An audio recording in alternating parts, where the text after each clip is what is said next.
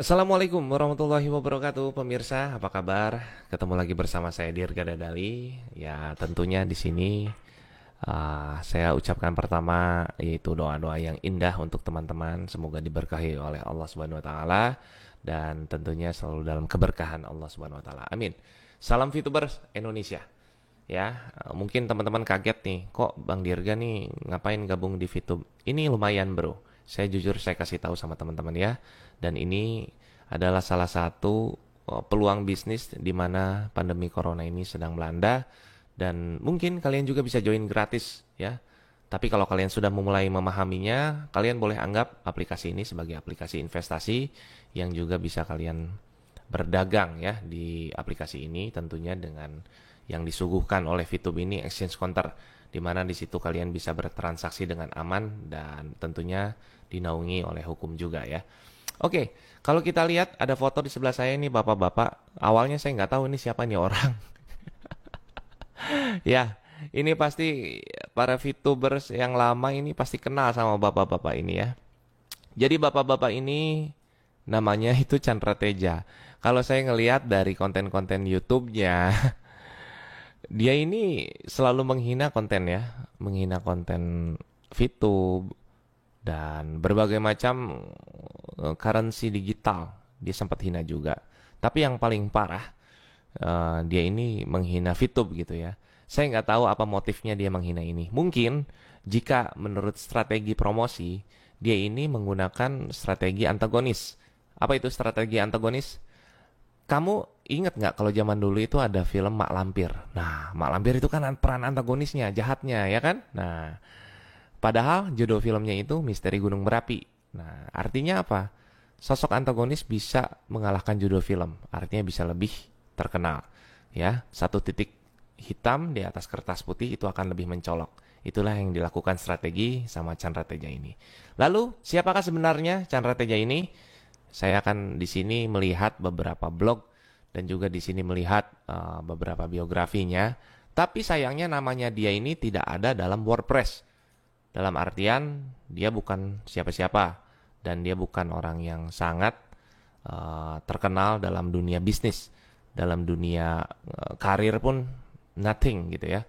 Jadi Chandra Teja ini anak pertama dari 3 bersaudara kelahiran Jakarta, 7 Januari 1965. Ini adalah seorang jemaat dan pelayan gereja GBI Rehoboth Muara Karang yang menjadi pebisnis konten Moving Bible. Moving Bible ini yang pertama kali katanya di Indonesia. Moving Bible mulai hadir sejak Juni 2004 oleh hasil pertemuan bisnis yang digelar oleh Chandra dan para pemimpin gereja kala itu. Pada umumnya, seseorang yang berprofesi sebagai pelayan sekaligus sebagai pebisnis dipandang negatif oleh masyarakat.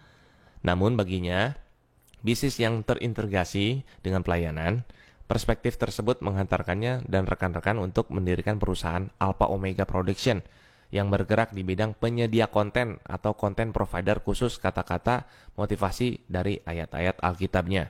Ya, awalnya berat bagi Chandra Teja katanya untuk menjual kata-kata motivasi. Jadi fix dia ini cita-citanya adalah seorang motivator.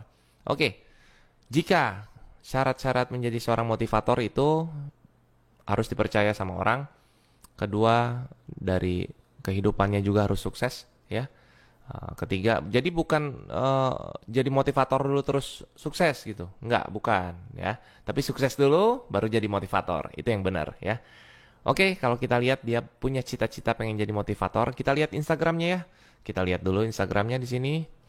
Oke, pengikutnya 3.475, mengikuti 1.131.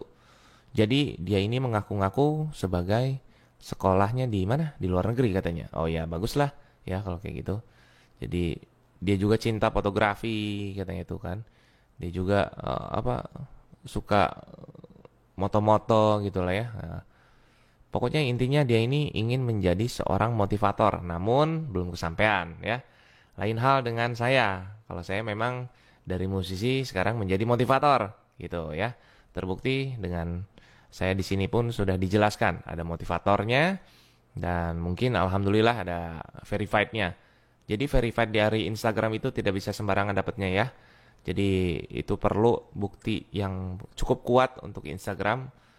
Kalau Dirga ini siapa? Nah, kalau saya ini kan insya Allah sekarang motivator juga buat teman-teman yang mungkin ingin mempunyai usaha, ingin mempunyai penghasilan. Nah, saya akan memberikan motivasi kepada semua teman-teman gitu ya, lewat VTube ini insya Allah.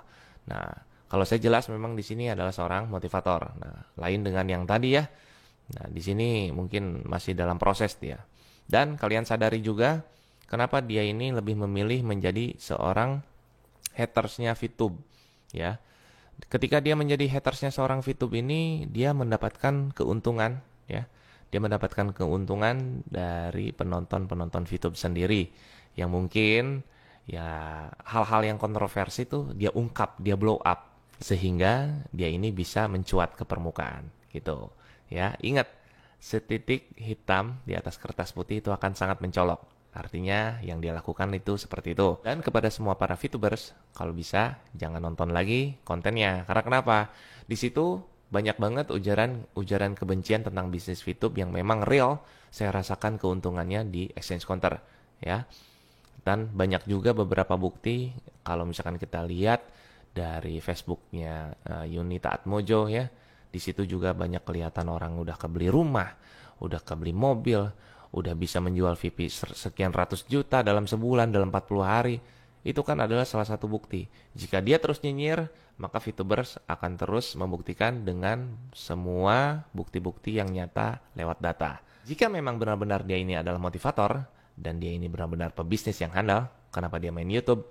Ingat, main YouTube itu harus ngumpulin 1000 subscriber dan 4000 jam tayang. Dan itu pun baru gong pertama kamu memulai sebagai konten kreator.